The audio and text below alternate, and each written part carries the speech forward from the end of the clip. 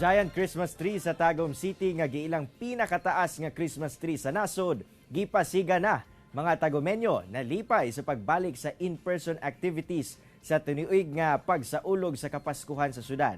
Ano ang report ni Kent Abrigana?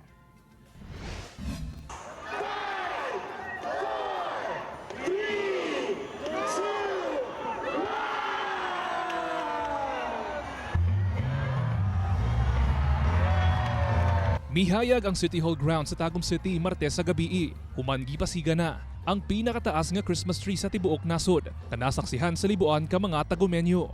Ang 10-layered nga giant Christmas tree naputo sa kapin 4,000 ka colorful light bulbs.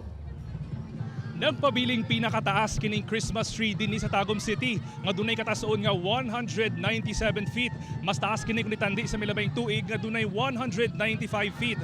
Sumala sa Tagum LGU matagkulay aning Christmas tree dunay nagkadaiyang simbolo.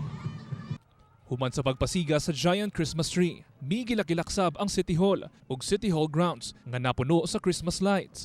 Mas na-feel ang Christmas vibes. Dihang mihalad o Christmas carol ang mga bata sa Tagum City.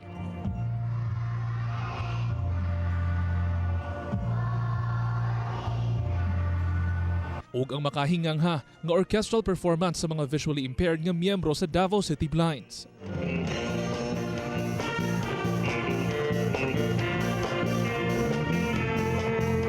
Ubay-ubay sab ka mga miyembro sa Tagum City Blinds ang giyatagan og regalo. Una ang lighting ceremony, nagpaygayon og blessing si Archbishop Medel Aseo sa Diocese of Tagum. Mismong si Tagum City Mayor Ray Uy ang nanguna sa ceremonial lighting sa giant Christmas tree. Akong ibudgetan sila og 7 million. 7 million. So from July up to December of this year. So series of events ang ilang ginahimo. Yes. Para lang balik na po ng kabibo na napoy trabaho ang mga tao. Samtang mas bibibo ang gabi tungod sa pag-abli sa food stalls kung asa nagkadaiyang pagkaon ang pwede mapalit. Dura sa mga tiyangge nga dunay baligya nga mga pangregalo. Mo po niya among launching of the 11 festivals for next year. So in 6 days time from 15 to 20, tagaan mo namo og glimpse patikim kung unsa ang mga mahitabo sa mga festivals nato next year. Ang ubang Tagumenyo ug turista gikalipay ang pagbalik sa mga in-person nga pahalipay sa dakbayan. Ang mga tao diri nalipay una kay dusa nga nagtapok-tapok o pasabot malinawan ang syudad sa Tagum. King ano man, kami nga mga gagmay nga mga vendors makabalik pod mi sa kanang amuang panginabuhian. nagpadayag usab ang ubang Tagumenyo sa ilang mga Christmas wish karong umaabot nga Kapaskuhan.